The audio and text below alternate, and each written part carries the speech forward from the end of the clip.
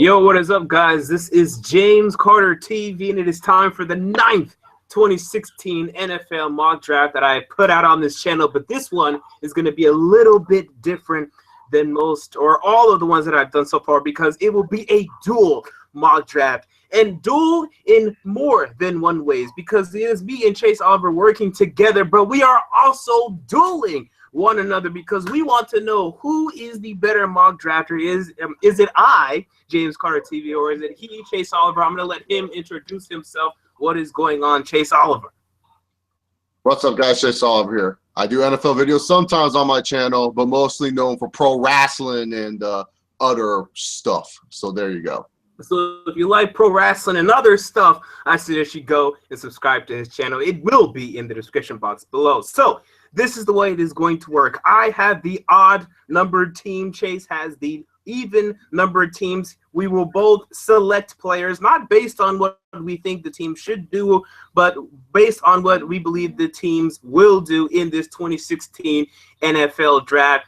I have the odd number teams. I'm going to start it off. Number 1 overall, the Los Angeles Rams, after moving up, trading with the Tennessee Titans. And I believe that the Los Angeles Rams will take Jared Goff, quarterback out of California, with that number 1 overall pick, a pick that I disagree with. I think Carson Wentz is the best prospect in this quarterback class. If you're going to move up for a quarterback in this class, you have to pick the best one. I don't think Jared Goff is the best one, but I think he is going to be the pick there. We will get more information as this week progresses, but for now, I'm going to slot Jared Goff here at number 1. Chase, what do you think about this pick? Yeah, I agree with you. Carson Wentz is the better prospect, but I think the Rams like Jared Goff a little bit better, especially with the receivers. He's a great accuracy thrower, can throw off his back foot, can throw under pressure. Jared Goff, better pure throwing prospect than Carson Wentz, in my personal opinion. But, yeah, no, I think Carson Wentz overall throughout time, he's going to grow into a special player. Well, I see Jared Goff kind of plateauing and kind of being like the next Alex Smith. So I totally agree with you with that pick. But speaking of Carson Wentz, James, since you're so nice to have the Rams draft Jared Goff, I'm giving the Eagles Carson Wentz. Now, Chip Kelly's no longer here. I forgot who the fuck the Eagles hired as a head coach. But Sam Bradford's not the answer. And I can see Sam Bradford being dealt after this, because I heard that he's really pissed off that the Eagles went up to the number 2 position. Carson Wentz is a big guy, very mobile, very athletic type of player, can grow to something special if he can stay healthy. You know, he could be an injury-prone quarterback. We don't know. He has suffered some injuries in North Dakota State. So we have to wait and see. But this guy is really nice. Really like his arm strength. I think it's very underrated. I think a lot of people are not giving it too much love. I like the accuracy that he has on medium balls. I really think Carson Wentz, he's going to be something big in the NFL. And I think the Eagles are happy that they're going to get him at number 2 and not get Jared Goff. Yeah, I agree with this pick here at number 2. The Philadelphia Eagles taking Carson Wentz is who they're rumored to like more.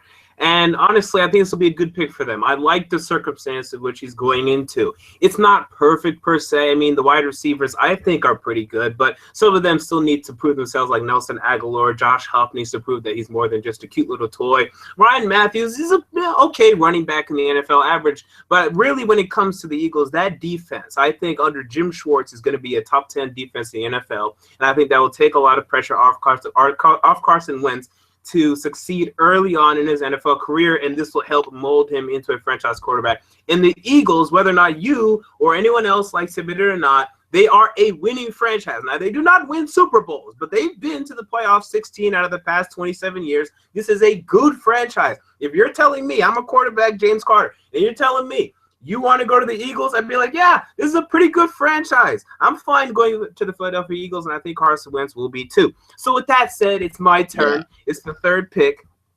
Sitting here, San Diego Superchargers, and I've been under the belief that they're going to take Jalen Ramsey here, but more and more it is sounding like they are leaning towards taking DeForest Buckner, the defensive end out of Oregon, who I like. I would take Jalen Ramsey. I've been on the record. I'm going to continue to be on the record. I think Jalen Ramsey is a great prospect. I think he's going to be a great cornerback, a great safety. Wherever you put him at, I think he's going to be great. But DeForest Buckner is fine. He really fits their scheme, so it's a great scheme fit. I would probably take Jalen Ramsey, but I'm going to mock DeForest Buckner to go here at number 3. Yeah, with DeForest Buckner, he's a really good player. The Chargers need help on defensive line, safety, and tackle. Sitting at number 3, they can choose Tunsil, they can choose Buckner, and they can choose Ramsey. I really do think San Diego has a loving towards DeForest Buckner, so I won't be surprised if they kind of peel back, and hopefully they're praying that Jacksonville or Dallas doesn't want to take him, because I really do see them just. I think San Diego's looking, where will the everything like that, and maybe try to switch picks with Tim or switch with Jacksonville, because maybe Jacksonville's afraid that really either way they're in a good situation. But I think DeForest Buckner is the one they would kind of want to go after. They want to pair someone with Corey Legit. You know, Melvin Ingram is going to become a free agent next year, and if they lose Melvin Ingram, the right side becomes a little bit weaker, but at least they will still have the left side with Jeremiah Tauchu and DeForest Buckner there holding it down. So I think DeForest Buckner will be the logical pick. And plus, they need more help stopping the run, and DeForest Buckner can just do that, because that was one of the major things for the Chargers. They just couldn't get off the field when they needed it the most. But, James, since you took DeForest Buckner, the Dallas Cowboys, I don't know, do not choose Jalen Ramsey. These guys are on something, okay? Like, look, Dallas, you have the selection. You have the choice. Take Jalen. The best prospect in this class. It's going to do well for you at the safety position. You need someone like Jalen Ramsey. Now, really, to be honest, I feel like the Cowboys should trade back and try to find a team that is really, really eyeing Jalen Ramsey and get more pick compensation. But if they stay at number 4, you take Jalen Ramsey. You either take Jalen Ramsey or you take Myles Jack. I don't really think they need Myles Jack because they seem fine at the linebacker position. So help out that safety position and take Jalen Ramsey. Yeah, the Cowboys, they had a horrible season in 2015. Obviously, that's why they're picking at number 4. And they really, I believe, need to get a great player here at number 4, because life after Tony Romo is starting to creep up a little bit. And if you want to make that transition much smoother than it's probably going to be, you need to start getting great players on this Cowboys team. I think Jalen Ramsey would be that for this Cowboys team. Couple him with Byron Jones in that secondary, you're really starting to build something for this Cowboys team. Now, I don't think they're going to be able to win a Super Bowl this year with Jalen Ramsey or anything like that, but I do believe you're actually building towards the future with this pick, and this is a pick that the Cowboys would not regret. We move on to number 5. It is my turn. And for the Jacksonville Jaguars, I have them taking Myles Jack. Now, Myles Jack has had some bad injury reports and medical checks and all of that recently, so I would not be surprised if he falls. But for now, because the Jaguars signed Kelvin Beachum in free agency, I think the offensive line is set, so Laremy Tunsil isn't going to try to persuade them a little bit more. Right now, the Jaguars' defensive line, they're waiting for Dante Fowler to come in and play this year. They have Jared Odrick on the other side. Jared Odrick, who plays a very similar game to Joey Bosa. So I don't think they're going to take Joey Bosa here. I think Myles Jack is just going to be the pick here, regardless of the bad medical rechecks that Myles Jack has been getting. But we'll watch this pick as the week progresses. Yeah, even with the bad medical checks, I think he's still going to be the pick for the Jaguars. Look, Paul Posluszny is getting up there in age, and just having the thought of seeing Telvin Smith and Myles Jack running around the field like a bunch of lunatics sounds absolutely wonderful for the Jaguars. Like, I feel that Gus Johnson, he's done a good job with the offensive side with the Jaguars, building that through the draft. It's time for Gus Johnson to say, fuck it, I'm being selfish. Let me build through this defense. I already found 2 stud wide receivers. Yes, Allen Hurns is an undrafted guy, but he still found them. You know, he got his quarterback. It's time for Gus Johnson to be selfish, make this defense a little bit stronger, find yourself a guy who's going to be a leader of that defense. Paul Posluszny has done great service for the Jacksonville Jaguars, but it's time for Myles Jack to do some great service for the Jacksonville Jaguars, too. All right, who do you have them getting at number 6? Oh, the Baltimore Ravens, easy, James. Come on, it's Ozzie Newsome. He sees an SEC player kind of sitting there, Ole Miss. Laremy Tunsil. Look, Tunsil's good and all. He's a tackle. He's going to help protect Joe Flacco, which is what they need, because Joe Flacco suffered major injuries like that. Remember, James, we were talking about it one time. It was like the most shocking injury. Like John Harbaugh came out of nowhere and said Joe Flacco suffered an ACL tear. They need to keep Joe Flacco healthy. As much as people like to crap on Joe Flacco, he is a Super Bowl winning quarterback. He is a Super Bowl MVP. You need to protect him. He's still, a very good quarterback in the NFL. Not one of the best, but a very good one. especially come playoff time. So Tunsil's definitely the pick here. Right side, left side, doesn't matter where he starts out. My only concern with Tunsil is that he has shown lethargicism at Ole Miss. So will he bring that over to the NFL? I don't know. I think under the Ravens and how they deal with people like that, they do a good job with it. So, yeah, Laramie Tunsil. Yeah, for me, being a Tennessee Titans fan, when we were at the #1 overall pick, I wasn't a big fan of Laramie Tunsil going there.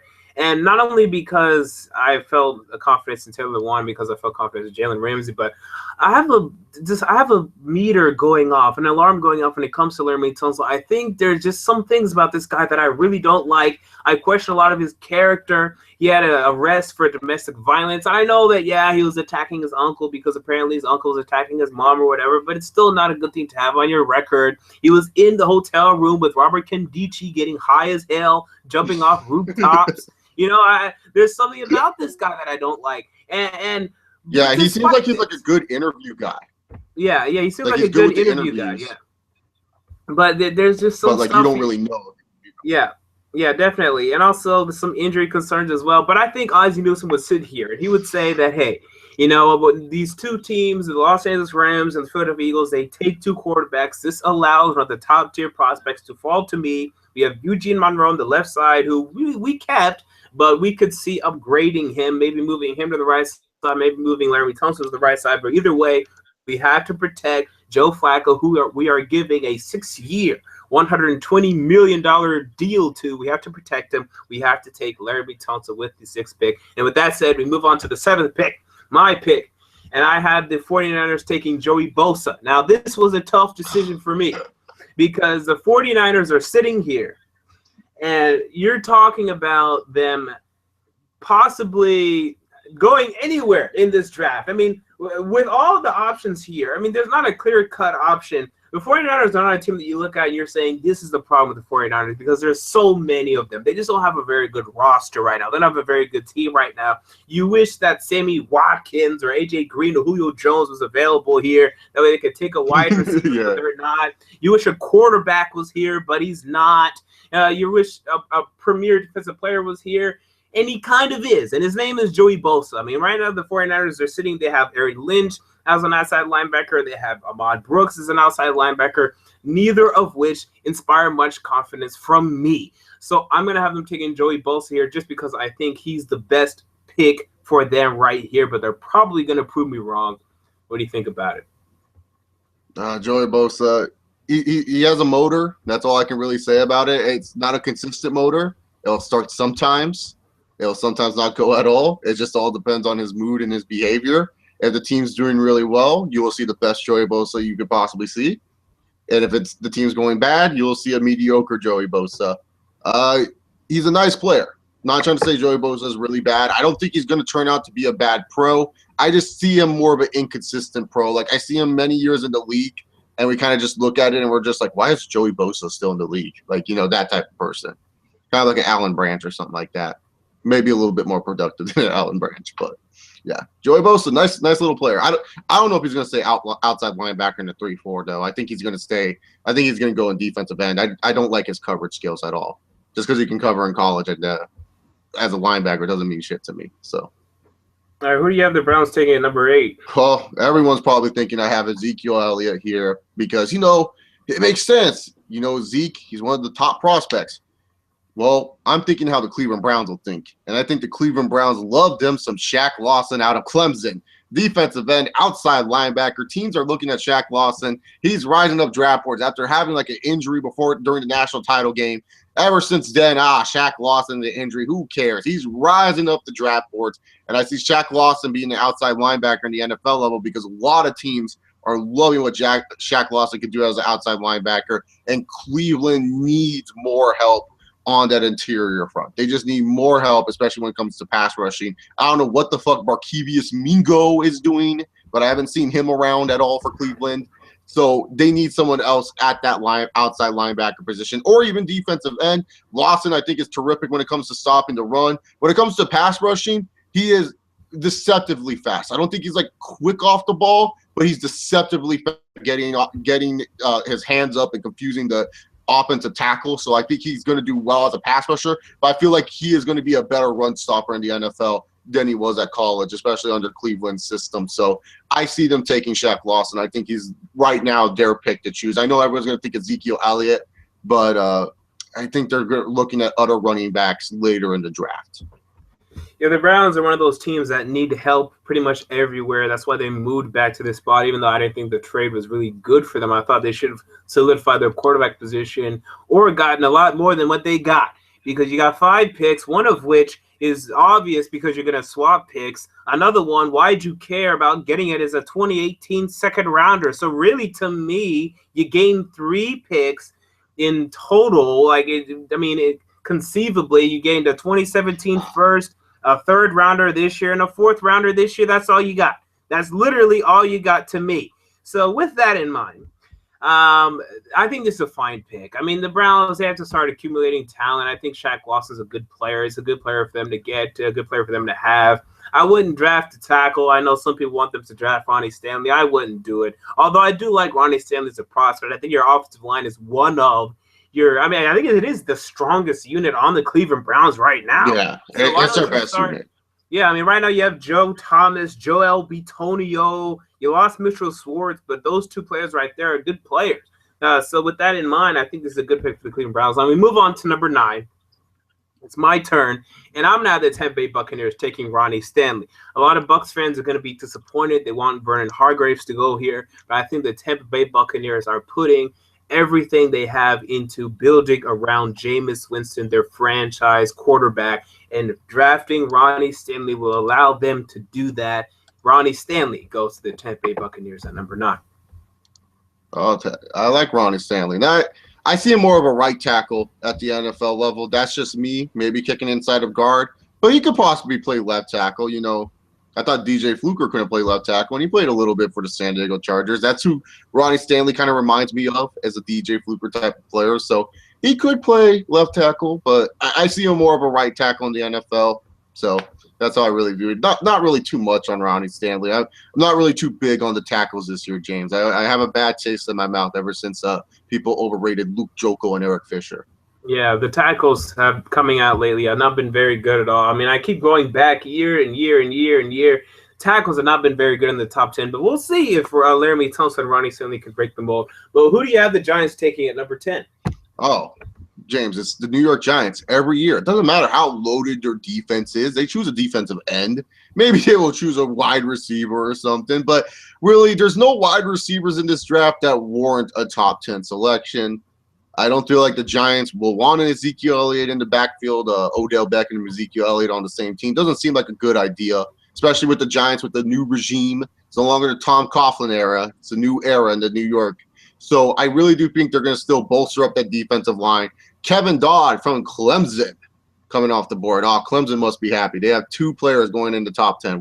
What a miracle for the Clemson Tigers. But, yeah, Kevin Dodd I think is great. This guy I think is going to be a stud at the NFL level. I have a really, really big crush on Kevin Dodd ever since the national title game, where he just abused Alabama's right tackle and just pretty much made a lot of key major plays for that Ole Miss, disrupting the run and everything like that. I feel Kevin Dodd, he's going to have a really, really good NFL career. And I think a lot of teams are going to be regretting that they didn't choose Kevin Dodd higher in this position. And the New York Giants, once again, find some random defensive end in the middle of the draft, and they turn out to be pretty damn good. So Kevin Dodd, I think, is going to be a stud. Really, really do like this guy.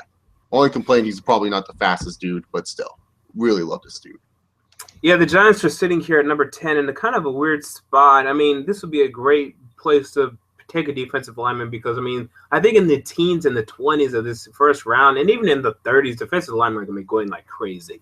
Like, everyone's high on this defensive tackle, defensive end class, so I could definitely see them going here, but I don't know where the Giants are going to go. I mean, I keep guessing Darren Lee or Quan Treadwell, but obviously I don't know what I'm talking about when it comes to New York Giants because this is a team that I just don't understand. I mean, a team that spends millions and millions and millions of dollars on Olivier Vernon is a team I don't understand. So I'm not even going to pretend to understand what the Giants are thinking on a day-to-day basis. And also the reason why I put Kevin Dodd here, because everyone's going to say, what about Vernon and Jason Pierre-Paul? The Giants love to run a rotation of like 3 defensive ends. They're like the Rams in some situations. So I'm putting them in there. And plus with JPP, if he has another down year, you can just get rid of his bum ass. You can just be like, nah, JPP, get away. Kevin Dodd.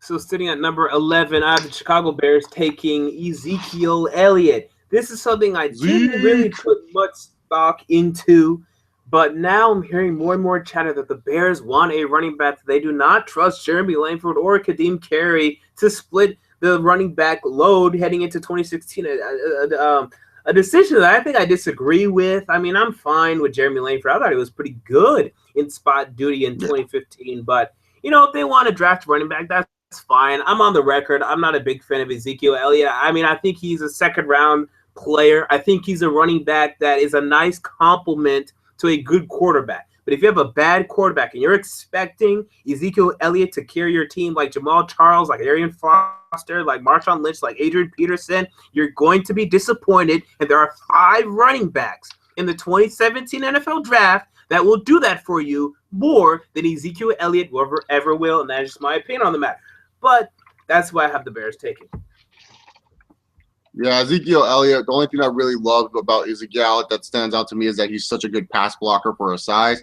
But other than that, as a running back prospect as a whole, I'm with you, James. Like, I don't have him as low as a second rounder, late first rounder, though. But I do like Ezekiel Elliott for the Chicago Bears here. I feel like the Bears would probably take him. I'm pretty sure the Bears would take him because Langford's good. Kadeem Carey, hit or miss with that guy. I think Elliott and Langford combination are going to be fine. Let's just hope Jay Cutler doesn't botch a snap to him and ruins his NFL career because Jay Cutler doesn't feel comfortable with anyone back there unless it's Matt Forte. And I bet you Bears fans are missing Matt Forte right now. But the New Orleans Saints, James, they are still in the 3-4. Am I correct? You are correct. They're still running that. For the most part. They're running a little bit of a hybrid, actually. And they lost a really good player recently named Junior Gillette a year ago, right? Because he decided to be an idiot and beat up some women, right? Yeah, this is correct. All right, so I'm going to choose them to take Leonard Floyd out of Georgia. This guy is fast. He's like his comparison is either he's going to be like Jarvis Jones, his former Georgia alum, or he's going to be a lot better than Jarvis Jones, and he's going to be something in this league. This guy is fast. This guy is going to get off the ball. This is what the Saints need. He's going to help the run support. He is going to help sack the quarterbacks of the NFC South. He's going to do well in the NFL. I see him breaking out week 5. That's my prediction. Week 5. Watch out. If Leonard Floyd goes to the Saints, week 5, that'll be the Leonard Floyd debut game.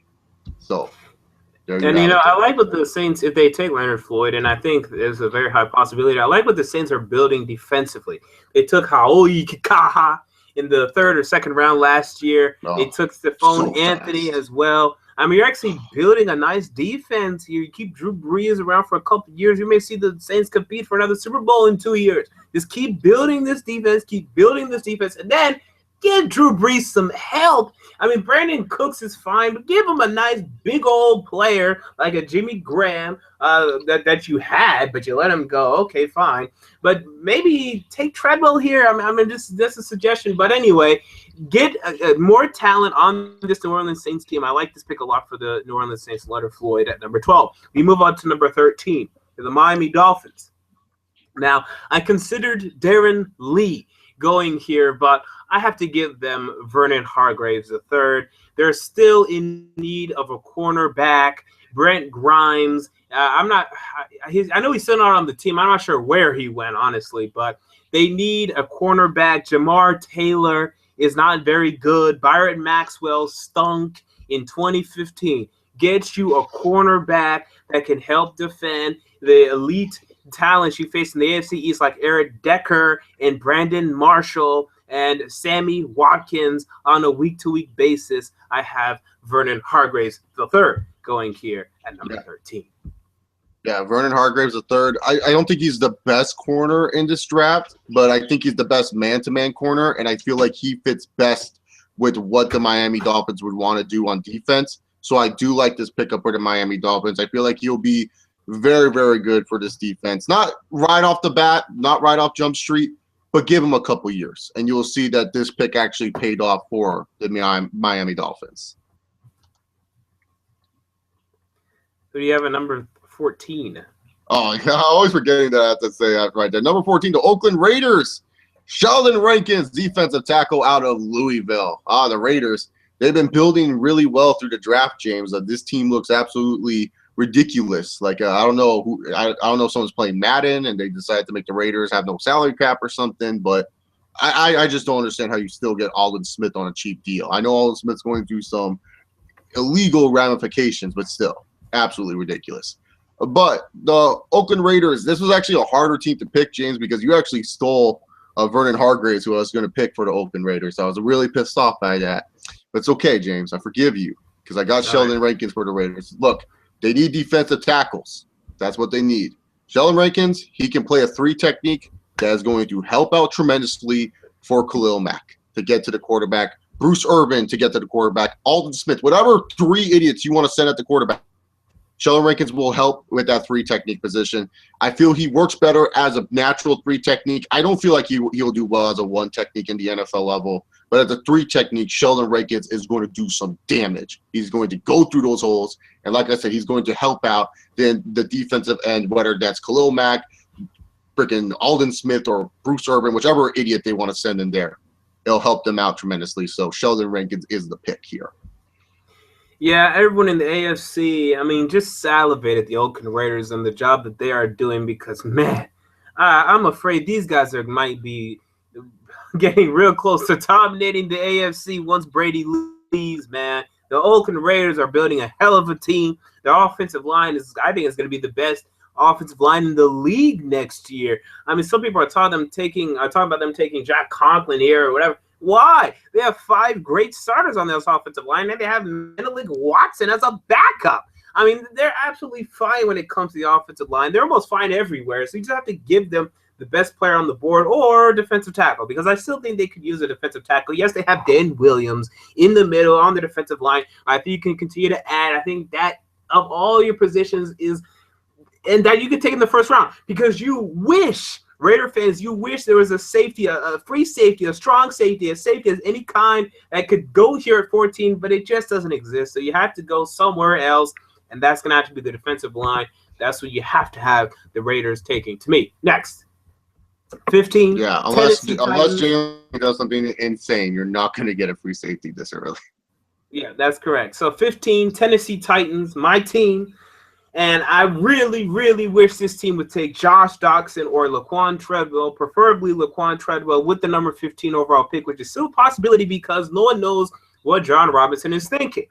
And ultimately, I think they're going to trade back up into the top 10 anyway. But for now, because there's no trades in this draft, I'm going to have them taking Jack Conklin, the offensive tackle out of Michigan State, power right tackle in the NFL, a guy that can move people, be a really good run blocker, and be a pretty good pass blocker for Marcus Mariota as they continue to build around their franchise quarterback, a pick that I'm fine with, although I really believe people are missing out on these Pro Bowl wide receivers. Jack Conklin's not going to make a Pro Bowl. Treadwell, Doctson, these guys can make Pro Bowls. These guys could be huge targets for your quarterback. I think that would be the smarter move, but I have them taking Jack Conklin because that's probably what they're going to do. Yeah, Jack Conklin, really good right tackle on the NFL level. Will help out Marcus Mariota. You already got Taylor Rowland on the left side. Time to build that right side up. Give Chance Warmack someone to hit other people with. Go right ahead. Like I said, not big on the tackle class, people. Ever since 2013, very sour on any tackle that comes up onto the next level. Oh, yeah, number 16, the Detroit Lions. They need to build up that defensive line. You know, lost Ndamukong Suh, lost Nick Fairley. Time to start from scratch. Andrew Billings from Baylor is going to be that guy. Andrew Billings, actually someone in the comment section asked what was the difference between Andrew Billings and Sheldon Rankins. Sheldon Rankins, to me, dude, is more of a 3 technique type of player. He fits perfectly as a 3 technique to help out that defensive end and to crash between those guards and tackles. While I look at Andrew Billings, and I can see him playing both 1 and 3 technique at the NFL level. That's where I look at Andrew Billings and I say to myself, this guy can kind of do it all. You know, he's just a battering ram. I think he's going to work better as a 1 technique since centers in the NFL tend to be a little bit more smaller than guards and tackles. So that's why I feel like if he's crashing down on a center, he could do some damage. But he can fit both 1 and 3 techniques if needed. So Andrew Billings for me is the pick here for the Detroit Lions. And is he going to make a difference like the Ndamukong Suh did? No, not really. Is he going to make a difference like Nick Fairley did? No, not really. But he's a good piece to add with the. I always get the Ziggies mixed up. What's it? Which one did they have? Ezekiel Ansah? Yeah, Ezekiel Ansah. Yeah, so he'll make a good piece to add with Ezekiel Ansah. So there you have it. You see, the Detroit Lions, this is kind of going a little bit off topic, but man, I mean, think about Ndamukong Kong Suh and Calvin Johnson. They had two of the greatest players of the 2010 era. I mean, how could you have two of these guys? Now they're out of the door. You got to start accumulating talent again. Now, you have Ziggy Ansah, who I think is already a top 5 defensive end in the NFL. You're going to have to get some more good players in here before you think again. And I think that's a possibility heading into 2016 if you don't accumulate some more talent now that Calvin Johnson is out the door.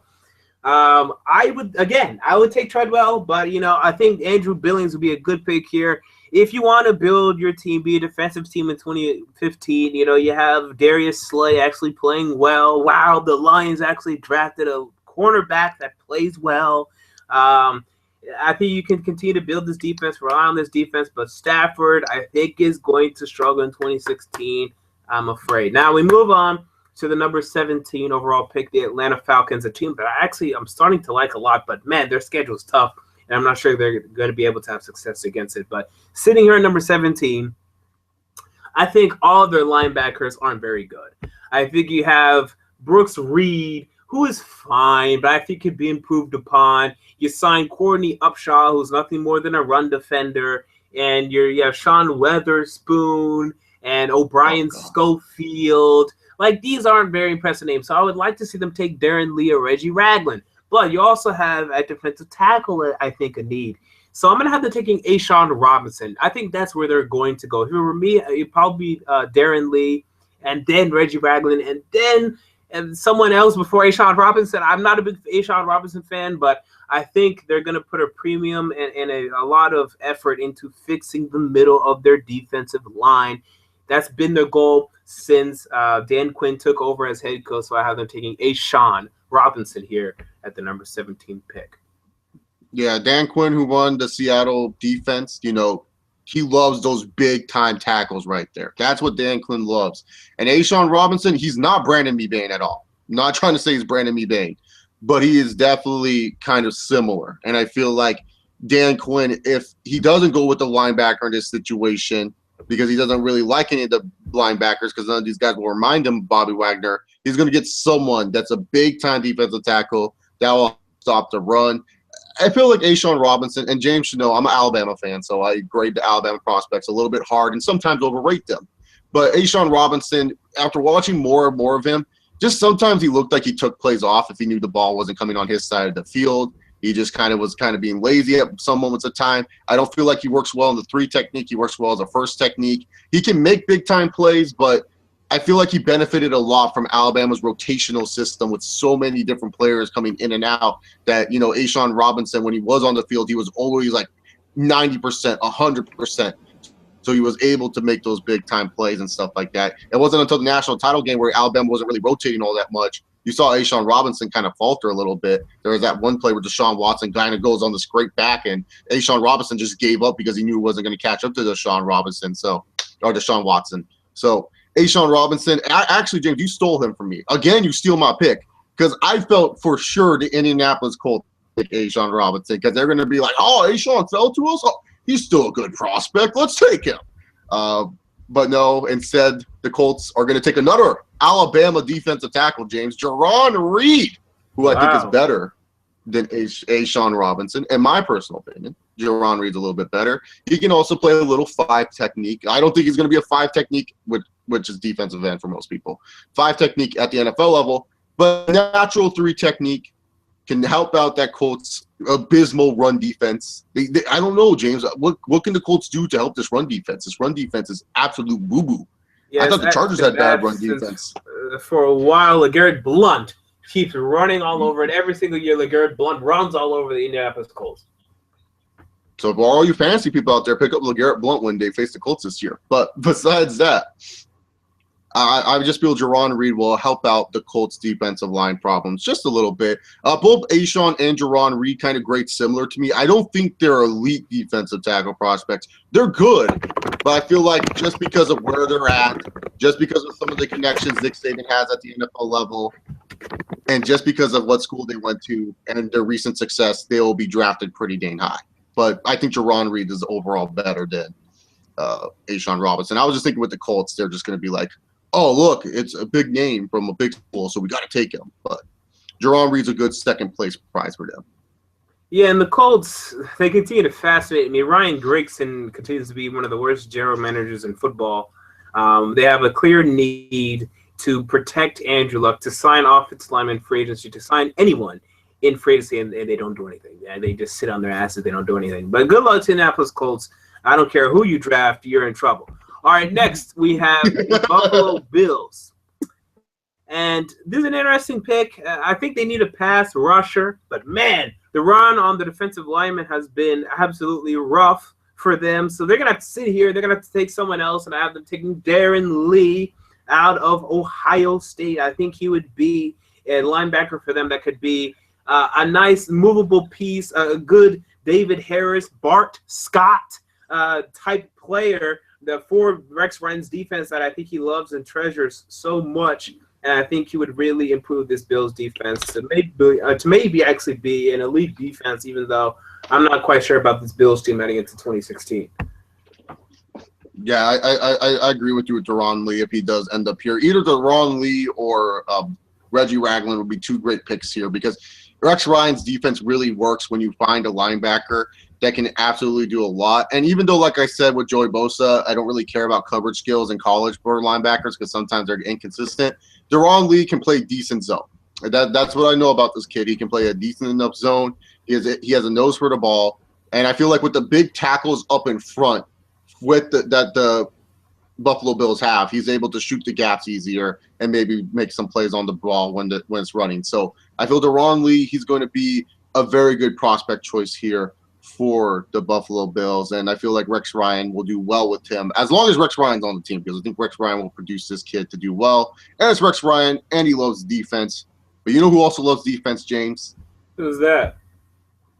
Our favorite blitzing coach of the NFL, Todd Bowles of the Jets. Yes. Oh, all his crazy blitzes. But you know what? The Jets, they can't be thinking defense here. The defense is fine enough. You know what they need to look at, James? A quarterback. You cannot have this ugly man named Ryan Fitzpatrick be your quarterback much longer. Sure, he was serviceable. Sure, he was nice and all. But guess what? He's not a winner at the end of the day. He's never proven to be a winner at the end of the day. Where's his playoff resume? I don't see it anywhere. I do not see a freaking Ryan Fitzpatrick playoff resume. It's sad when TJ Yates has a playoff resume and this idiot doesn't. This guy has proven time and time again he can't lead teams. So you need to find a new leader. I think the Jets will pick this. I think they are looking at it and they say, fuck it. Why not? Paxton Lynch of the Memphis Tigers, the giraffe, the new Mike Glennon of this draft. I think he's going to turn out better than Mike Glennon. I like Paxton Lynch on the deep ball. Sometimes it gets thrown a little bit under, but for the most part, I like his deep ball presence. The only thing I feel like he's going to have a problem with, but I feel like facing against Todd Bowles' defense, he is able to improve on this, like on a week in and week out basis. It's just reading coverages and reading blitzes. Sometimes I'll see Paxton Lynch, and if a team was going heavy blitz on him, he will just get worried. He'll just be like, no, oh God, what am I doing? What am I doing? Like with Auburn in the early portions of that bowl game, it was like Auburn was saying these blitzes, and he was just like freaking out that they were saying these blitzes. So once he figures out how to slow down the game and be able to read the blitzes and read the coverage, he's going to do fine at the NFL level. Is he going to be an elite prospect? No. Is he going to be a good, serviceable quarterback for you? Yes. Do I think he's going to be more of a winner than Ryan Fitzpatrick? Absolutely. Because if TJ motherfucking Yates can be a winner, why can't this guy? I mean, this guy's huge. Paxton Lynch is a huge guy. I don't agree with the Ben Roethlisberger comparisons. Like my comparison with him is Joe Flacco but taller. That's my comparison. I think Paxton Lynch, he's going to be a gamer in the NFL level. Yeah, I think I'm not sure how much I love Paxton Lynch. I mean, he has some clunker throws every now and then, not as accurate I would like for him to be. I think with the Jets, he could find success. I mean, they have a Brandon Marshall and Eric Decker who could actually fit his play style quite well. He can rely on the defense. So I think it'd be a good situation to succeed. Not sure how much I love him as a prospect, though. But we move on to number 21. the Washington Redskins, who paid up a bunch of money for Josh Norman over the weekend. So with that in mind, I do not have them going corner now. I think that position has been solidified. Josh Norman, and Rashad Breeland will hold that position down. I think they have to look back inside of their defense, whether it be inside a defensive tackle or inside linebacker. Now, the defensive tackles are gone. I mean, literally, we just had Sheldon Rankins, Andrew Billings, Deshaun Robinson, Gerard Reed all go within the teens. So the Reds are sitting here and they're saying, well, you took all of our guys. What are we going to do? Oh, it's okay. We can take Reggie Ragland to be an inside linebacker for us, to help us stop the run, help us be a formidable force in the NFC East, and hopefully not only be a formidable force, but win it again. It's going to be hard. I think the NFC East is actually be a more competitive division than people are realizing. I think it's going to be one of the better divisions in the NFL. The Redskins are the reigning champions. They're going to have to draft well to keep up with everyone else, and I think they'll draft Reggie Ragland here in hopes to do that.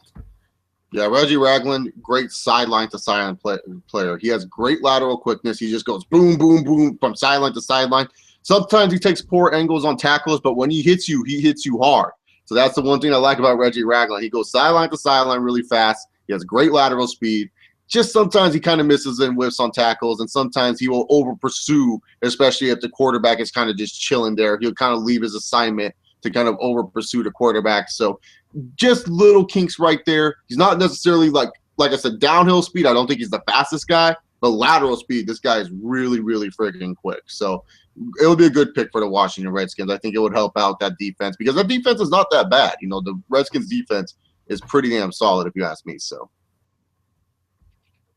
the next pick, the Houston Texans, they need some help at wide receiver, James. They just signed that guy named Brock Osweiler. You know, they have Lamar Miller, but they need help with DeAndre Hopkins. You know, Jalen Strong's there, but he's like a slower Keenan Allen. He's not like Keenan Allen. Allen has shifty speed. He's like it's like a brick in the wall. He's like Ruben Randall, technically. So they need someone that's a little bit quicker and that could help relieve some pressure so DeAndre Hopkins does not have to always go in triple coverage. So Will Fuller out of Notre Dame is the option here. I feel Will Fuller, I'm not necessarily big on Will Fuller, but I feel like maybe the Texans would be big on Will Fuller. I don't see them taking a Corey Coleman in this situation. Laquan Treadwell, too similar to Jalen Strong. Same with Josh Doxson. I pretty much chose Will Fuller because I feel like he's a nice little combination of having a faster Jalen Strong on your team. And I feel like he would be a better number 2 option in the long run for the Houston Texans because they need some help with DeAndre Hopkins. DeAndre Hopkins, he's freaking amazing. He's a stud, but he can't do everything by himself. Look at what happened to Julio Jones in these later parts with the Falcons. Yeah, he's great and all, but it doesn't mean shit if you don't have help on the other side of the ball with you. So I feel like Will Fuller, he'll be a nice little addition to this Houston Texans. But hey, this is the Texans. You know, I'm thinking they might draft a receiver. For all I know, they'll draft some cornerback or something like that. So who knows with this team. Yeah, the Houston Texans, I've been talking on and on and on about how much I like Laquan Treadwell. But this is a team that actually should not draft Laquan Treadwell because I think they have 2 players that are very similar to Laquan Treadwell and Jalen Strong and I almost said Bernard Hopkins, DeAndre Hopkins. So I don't think he'd be a great fit here. I think they're going to have to go with someone that is a little bit different than those 2, someone that can offer something else than those 2. And DeAndre Hopkins, this is the thing with DeAndre Hopkins. I mean, he's not a great guy. He's not a guy that can absolutely blaze past the defense, go 60 yards downfield, catch a deep ball, just blast past people like a John Brown or anything like that. He doesn't have great long speed. So you take Will Fuller here, who that's pretty much all he does. I mean, you pull up a highlight tape of Will Fuller. This guy is just absolutely blazing past safeties, absolutely catching balls, looking like Deshaun Jackson, honestly, who I compare him a lot to. So I think this would be a really good pick here for the Houston Texans because DeAndre Hopkins is more of a guy that can get you down the field in pretty big chunks, but this is a guy that can absolutely hit a home run for you and a great compliment to DeAndre Hopkins. Next, at number 23, the Minnesota Vikings sit here, and they have to take a guy that can ease some pressure off of Teddy Bridgewater. Finally, my guy, Laquan Treadwell, gets drafted at number 23. He goes to the Minnesota Vikings, and he ends up being a really good pair with Teddy Bridgewater. Remember the magic that Teddy Bridgewater and what's his name, Devontae Parker created at Louisville together. This will be similar to that, and the Minnesota Vikings can start competing for a Super Bowl, maybe with this pick. We'll see what happens in the future. Yeah, because they need a bigger wide receiver, James. Stephon Diggs, nice little story. He was the second best receiver in the draft, but that's not really saying much. You know, Amari Cooper kind of blew everyone away. But Stephon Diggs, he's like, really, to be honest, a great slot receiver. He's not necessarily the guy that you want to be your number one wide receiver. Not saying short receivers can't do well in the NFL. See Antonio Brown. But I don't see the Vikings, and especially Norv Turner, building his offense around Stephon Diggs. This is Norv Turner we're talking about here. This guy's insane. I should know. I'm a Chargers fan. I dealt with this shit. He loves big, tall wide receivers that can't run. See Vincent Jackson. See Malcolm Floyd. See old man Chris Chambers. So don't question me when it comes to Norv Turner. Laquan Treadwell would be Norv Turner's favorite because he'll make plays where Laquan Treadwell will have to just go up there and get it and show us athleticism. And I love Laquan Treadwell's route tree. It's a nice route tree, and I also feel he has great game speed.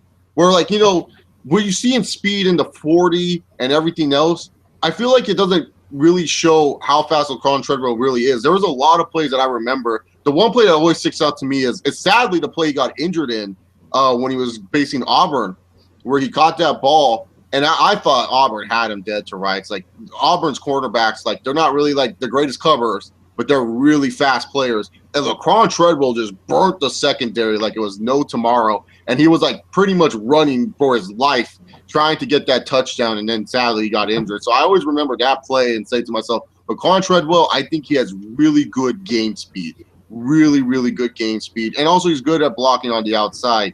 You know, like some people, James, actually a comment here said that how do you like Laquan Treadwell, who moves like a tight end and has a long injury history and won't be able to separate at the NFL level? Yeah, and I saw this comment. Let me address it real quick. I was going to address it at the end of this video. Here's the thing. Chase, can you tell me what Ezekiel Elliott does great? Like, what he's an elite trait that Ezekiel Elliott has. Oh, my God, an elite trait. This is a top 5 trait. He's going to come, and he's got a top 5 speeder, top 5 power, top 5 what? Top 5 receiving. What is he? Top 5. What is his elite trait? I think pass blocking, honestly. I think that's his elite trait that he brings. Okay, so he's a really good pass blocker. But besides that, I don't see any elite traits from Ezekiel Elliott. How is he going to come in? And how is he going to impact the game in a way that you say, oh, my God, this is a guy that deserves to be a top 10, top 15, top 20 pick? Or is he just a pretty good running back? A guy like Lamar Miller, who I continue to compare him to. Lamar Miller is a pretty good running back. I mean, this guy can get you over 1,000 yards, but is this a guy that you want to take in the first round? I don't know. While Laquan Treadwell has elite ability to go up and just grab footballs. It's in the air, I'm grabbing it. You want me to run block? Elite talent at run blocking. You want me to go down the field, run a 10-yard curl, go on the sideline and make this difficult catch? Boom, made it. You want me to, oh, okay, I'm about to fall down to the ground. You think I'm done? Get 10 more yards just pulling cornerbacks, being so strong, elite strength at the wide receiver position. He's going to come in. He's going to be one of the strongest wide receivers in the NFL. Elite traits I see from Laquan Treadwell. Yes, you have the one problem when it comes to this downfield speed. But when you're talking about all these other traits, hello, he's Anquan Bolden. And that's what he's going to be. And Anquan Bolden is a guy that probably isn't going to make the Hall of Fame. He'll probably just miss out on that. But it's been a consistent, productive, 1,000-yard receiver year after year after year because of these traits that I just talked about with Laquan Treadwell. But we have to move on to 24. Well, who do you have the Bengals taking at number 24? Well, the Bengals decided to let go of every wide receiver that they have. And so it's just A.J. Green and maybe some hooligans. And so they have to draft a wide receiver here. Now, this is going to be the wide receiver choice. It seems Marvin Lewis likes to have a little short guy to pair up with A.J. Green. Had it with Andrew Hawkins. Had it with Mohamed Sanu, who recently left. It's going to be Corey Coleman out of Baylor. Look, Corey Coleman, think he's really fast, blazing speed. I just don't like the route tree. I just don't know what routes this guy can run because Baylor's offense, as much as I love watching Baylor's offense and some of their concepts, it's annoying to me on the other side of the field where the wide receiver just stands there and watches the play go on. No, do something. Distract the other cornerback. No, you just stand there and you watch the other players go on. It feels like Baylor's offense, it's just like, when it comes to route running, very one-dimensional. But when it comes to Corey Coleman and being a player after the catch, oh, he's deadly. Like, throwing the ball, bam, he's going to make some plays with it. He's going to at least give you a lot of 20-yard, 30-yard, maybe even touchdown scoring plays. So really, to be honest here, I feel Corey Coleman would be a great fit for the Cincinnati Bengals because all these other wide receivers too similar to A.J. Green. You can't draft him right now. I'm pretty sure you might find an undrafted guy that you could replace Marvin Jones with. You just need someone in that slot receiver role to make Andy Dalton feel comfortable. He loves throwing to Tyler Eifert, but Eifert, we've seen time for time, guy is injury prone. I think he got injured playing in the Pro Bowl. How do you get injured playing in the Pro Bowl out of all places? Like, they're not even hitting hard. You just fell. So really, to be honest here, he needs another safety valve. And A.J. Green, he's not really a safety valve. A.J. Green's when, hey, the game's on the line, I need to throw a big ball. AJ, you're going to go up there and get it. You know, Corey Coleman, he's that safety valve for Andy Dalton, just in case something happens to Tyler Eifert. So Corey Coleman's the pick here for the Cincinnati Bengals. They need to get that wide receiver position fixed because that wide receiver position is kind of blah. And I think a big problem with their wide receiver position, and someone needs to call him out, so I'll do it here. AJ Green, come on, man. I think this guy has not improved since his second year in the league. He's just like, all right, I'm a 1,200-yard receiver at this point. I'm happy with that. I'm just gonna keep doing this. You know, I'm fine with that. While Julio Jones has completely surpassed him as a player, while Antonio Brown has surpassed him as a player, while Odell Beckham Jr. has surpassed him as a player. AJ Green, you have the same amount of talent as these guys. DeAndre Hopkins has surpassed you as a player.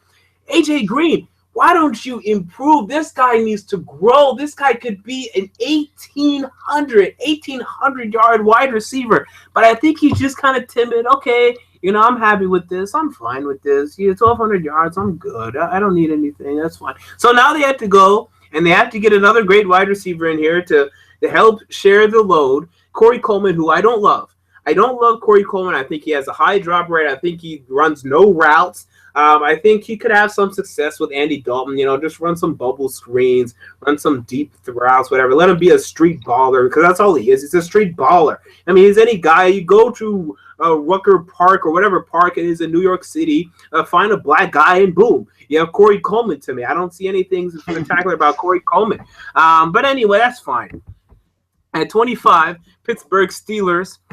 Now, the Pittsburgh Steelers, they hate taking cornerbacks. They don't like taking cornerbacks. They don't do it. They never take cornerbacks in the first round, but they have to. I mean, come on. You guys have to take a cornerback in the first round. You have nothing. Yeah, Antoine Blake left in free agency. He's now at the Tennessee Titans. You didn't re-sign another cornerback. I can't think of his name right now. You have Cortez Allen and Mike Mitchell and all these. Can you draft a cornerback? They must. They have to. They will. They better. And I have them taking Eli Apple out of Ohio State. The traditional Pittsburgh Steelers pick. They sit there. They do absolutely fucking nothing. And then some person falls to them. I don't know how they do it every year. I don't know if they have voodoo magic on the prospect they want, where they just like stab them with needles and make sure this guy doesn't get taken early. I don't know. But the Pittsburgh Steelers getting Eli Apple here would be very much needed for the secondary. I don't think we need to go in how good Eli Apple would be for the secondary because that secondary was trash. Like, anyone could throw on that secondary. James, you and I could go out there, and maybe we would score at least one touchdown on that secondary. Absolutely. Oh, definitely. Just maybe. All right, so number 28, the Seattle Seahawks. Building up that defensive front. A lot of the guys in the defensive front are getting a little bit older, and, you know, they need to replace some talent there. So I have them taking Emmanuel Ogbah from Oklahoma State. At one point was a top 10 type of prospect, but kind of fell down the board a little bit. But I feel like if a team can coach up Emmanuel Ogbah to make it where he's pissed off that he's not where he's at, it could be the Seattle Seahawks. I can see him in that pick that they had, their second-round pick from last year. Frank Clark, was it? Oh, I can see these two doing some damage once they kind of mature in the NFL and get a little bit older. So I feel like Emmanuel Ogbah, he will be a good replacement for when Cliff Averill finally has to hang up those cleats. Because, like I said, the Seattle's defensive front getting a little bit older. They need some more people there. You know, Michael Bennett, really good player, but he's also on the turning 30 soon and going to be in his late 30s. So they need to replace those guys. And Frank Clark and Emmanuel Ogbah combination sounds pretty decent, especially if they can develop them well enough. And I don't discredit Seattle's development at all, because they took a guy like Richard Sherman, who was a fifth-round wide receiver, and made him into an all-pro cornerback who's a stud. They took a guy like Earl Thomas, who, was a stud in Texas, but made him even more of a stud. They took a guy like Cam Chancellor, who really, to be honest, his coverage skills are still not better, but they made him a better coverage safety. So I trust in their development, and I feel like they'll make Emmanuel Ogbah feel like he's a top 10 talent, and it'll be like one of those situations where, like, oh, how did everyone miss out on this guy? I mean, these idiots went before him. It's like, well, it's not just because Emmanuel Ogbah is good. It's because of the team he's with. That's the Seattle Seahawks. So, I think this would be a very good pick here for the Seattle Seahawks. I mean, I'd probably like to see them go O-line here. After losing Russell Okung for a 5-year, $35 million, $0 guarantee that he got for Denver. Who signed that? Why did he sign that? This is why you players need agents. Yeah, this honestly. This is why you player need agents. I mean, seriously, it's the dumbest deal I've ever seen. It's pretty bad. You cannot be that I know you can be confident in yourself, but I mean, holy hell, dude! You're telling me you're gonna get injured. You could tear your knee tomorrow, and you don't want a dime. You don't want a dime. If you tear your knee tomorrow, you can't play football for the rest of your career. You don't want a dime. I mean, this is absurd. But anyway, let him be an idiot. That's fine. All right, so I would love probably to go O-line here, but I think defensive line is also a possibility. I mean, anything is a possibility with the Seattle Seahawks. The only thing they shouldn't draft is a quarterback and another 5'11", 6 foot, cute little wide receiver. You have enough of those clowns. Guys, get someone that can help. Yeah, you have enough of those guys. Get someone that can actually help your football team, and we'll see what the Seahawks can do. But does Seattle really need an offensive line? Because Russell Wilson just seems like he's running for his life, even when there's good protection. He's like, like he seems like he's running for his life anyway. So yeah, that's pretty much what he does. That's his move. Yeah. All right. Next we have 27, the Green Bay Packers, and I think Vernon Butler is the pick here. He's starting to move up in the first round. Or to the first round, because he was a second-round prospect up until this point. But I think now you're looking at him being a first-round player, and I think the Green Bay Packers would like to take him here. I don't think the Packers are interested in Robert Nkemdiche's issues. I think the Packers want to keep their locker room issue-free, clown-free, and Nkemdiche doesn't fit that profile. So I think Vernon Butler is the pick here. He can be a good nose tackle or just three technique defensive end for them, 5 technique, whatever they want to play him at. I think Vernon Butler is going to be a great player regardless of where you put him at. But draft this guy, put him on your defense, and I think the Packers can really compete for a Super Bowl in 2016. Yeah, Vernon Butler will be a good rotational piece for the Green Bay Packers for his first year in the league and everything like that. They still have Raji, right? They still have that BJ Raji character. Yeah. So he's going to obviously be taking up the middle and everything like that. But Vernon Butler is a nice replacement. I don't know, nose tackles, they're kind of the same thing with me, like with the offensive tackles in this draft. Like sometimes, like, you don't know where a nose tackle could really go. Like I see Vernon Butler more as a one technique, in my personal opinion, at the NFL level. I don't see him as a straight head up nose guy and stuff like that that's just going to be fat and take up the middle of the field. So I don't know. Hit or miss for me when it comes to nose tackles. Every time I look at a nose tackle and I think, oh, this guy's going to be good, they don't do shit. So who knows? Oh, yeah, Kansas City. They need some help in that secondary there, James. They lost Sean Smith. So that's really the only reason why. Really good player Sean Smith was for them. But they're going to take William Jackson out of Houston. I feel like William Jackson's a pick here. I think he's a better cornerback prospect, in my personal opinion, than Eli Apple. Just my personal opinion. But you can't go wrong with either of these two guys. So I think William Jackson is going to do well in the NFL level. I think Andy Reid's going to be happy. And the Chiefs are going to have these two ball-hawking quarterbacks, and Marcus Peters and William Jackson for years to come. But I don't know how their coverage is going to be. I love Marcus Peters. I like William Jackson. Great ball hawkers, coverage, hit or miss. So Yeah, see, and that's the point. A great point to make. Marcus Peters, although he did have all these great interceptions and all this in 2015, people say, "Oh my God, Marcus Peters is a great shutdown corner." He's not a great shutdown corner. no, He's a Ronald guy Darby. that, yeah, Ronald Darby's a great shutdown corner. Ronald Darby was the best cornerback out of last year's draft class. Marcus Peters is a guy that, okay, he came in, he got these great interceptions, whatever, but he still needs help in coverage. I mean, he's not bad. And no one's indicating he's bad, but he's not as good as Ronald Darby, and he could still use help in the secondary. You take William Jackson III out of Houston, he can be that guy for you. He can be a guy that can take some pressure off of Marcus Peters, because I think he's going to probably struggle a little bit with some number one wide receivers in 2016 and beyond. So take a guy to help him. Number 29, Arizona Cardinals. They have A.Q. Shipley scheduled to be the starter. Bruce Arians knows him well from the Indianapolis Colts, and he should know that he sucks. And that you're going to need to upgrade your center position, and you have to take Ryan Kelly out of Alabama to be the new center of your offensive line. I love this man. I love Ryan Kelly, James. Love him. He's your leader. That's what this team needs, is a leadership on the offensive line. And that's what Ryan Kelly's going to bring. He brings natural leadership. Can play guard if you need him to.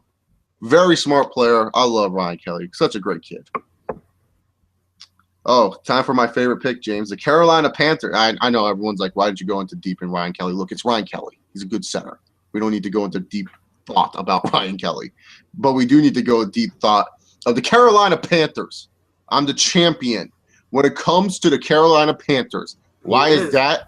Because of Riverboat Ron Rivera. It's like Riverboat Ron and I, we just think alike. I remember a few years back, I was saying, oh, the Panthers are going to draft Kelvin Benjamin. Everyone's like, no, they're not. And what happened? They draft Kelvin Benjamin. Last year, when I heard the Panthers had a boner for Shaq Thompson, I was on the Shaq Thompson train. Everyone was drafting Shaq Thompson in the second round for the Panthers, saying the Panthers in the first round were going to draft some wide receiver or draft a tackle or some ridiculousness. And I was saying to myself, do you guys not know Riverboat Ron? Do you guys not know what this guy loves? He loves defense. Look, James and I were talking off here. The Carolina Panthers, they're fine with their wide receivers. They're having Kelvin Benjamin come back, and they like Corey or Philly, whatever name he likes to go by, those two boys. Then there's Ted Ginn, who's an idiot. But he's still a good idiot. He can still be fast. So they don't need to address wide receiver. They believe that their offensive tackle situation in Remmers and Orr is fine. So they're not going to draft new tackles. Because really, to be honest, guys, let's be real here. Von Miller is a stud. DeMarcus Ware is a stud. Malik Jackson is a stud. Derek Wolfe is a stud. Tell me, if you're an offensive tackle and you have to go against that in the Super Bowl, you want to struggle too. Those are four studs right there. So that's why they struggled against the Denver Broncos. Although Michael Orr's not really that great, neither is Remmers. But that's around the point. The point of the matter is, Ron Rivera, he needs more defense. And God damn it, pair Kawan Short with Robert Kendici, and oh God, all hell's gonna break loose in Carolina, baby. Look, if anyone's gonna fix Kendici, it's gonna be Riverboat Ron. I trust Riverboat Ron to make this man into a strong athlete. Oh, just think of the team guys. You have Kawan Short and Robert Kendici down the middle, Luke Kuechly running around the place, Thomas Davis still running around the place, Shaq Thompson running around the place. Oh, just going to be dangerous. This Panther team is going to be crazy. Coney Ely, oh, what a stud that guy is. He's a stud too. I feel Robert Kendici is going to be the pick. If he falls there, it's either Robert Kendici or Carl Joseph. Those are the two picks that the Panthers are going to go for. Anyone mocking them, a tackle or some protection, you don't know Riverboat Ron.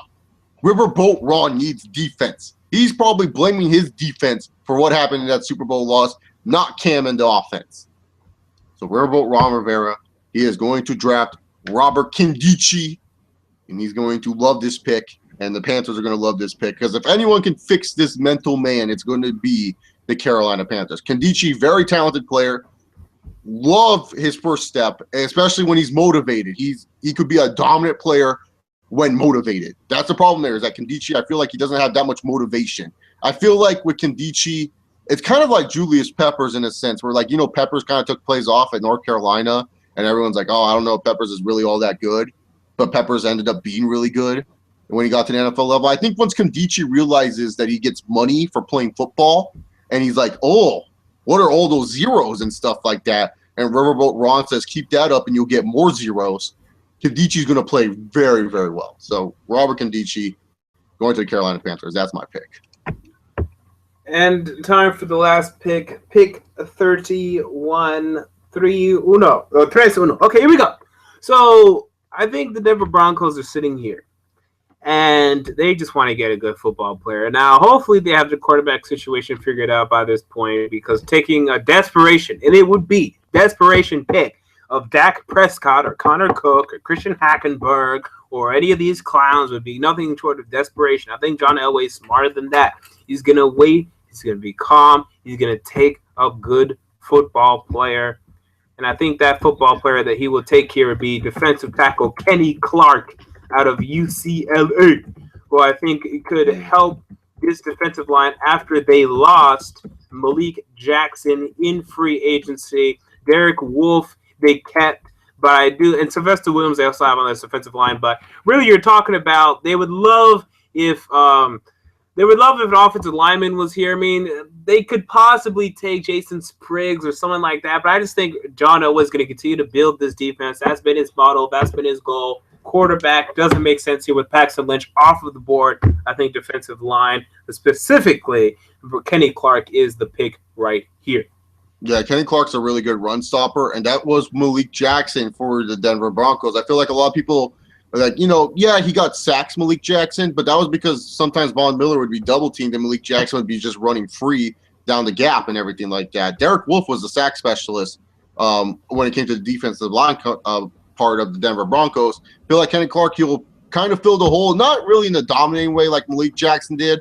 He's not going to be just that type of guy just yet, but he's going to help out a little bit, fill that hole, and be a good, really defensive tackle for the Denver Broncos, and also give them some leeway to, let's say if Sylvester Williams wants to leave and they can't pay him, and they still have Shane Ray, so, Broncos are fine, on the defensive front. Offensively, that's a nightmare, but hey, it's their nightmare.